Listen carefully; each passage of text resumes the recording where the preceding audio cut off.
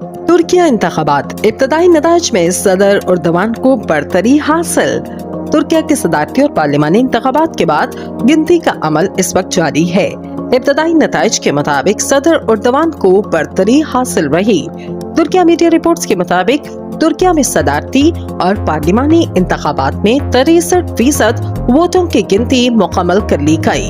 इब्तदाई रिपोर्ट्स के मुताबिक रजब तैयब उर्दोगान 51.4% वोट लेकर आगे, जबकि इनके मुखालिफ उम्मीदवार केमाल कलीचदार ओगलो 42.5% वोटों के साथ दूसरे नंबर पर और तीसरे उम्मीदवार 5.3% वोट हासिल कर सके। तुर्किया के आला इंतखाबी बोर्ड के सरबराह ने इंतखाबी नताइज इशाअत पर आयद पाबंदी उठा ली, लेकिन साथ ही सरकारी नताइज का ऐलान करने तक इंतजार का भी कहा।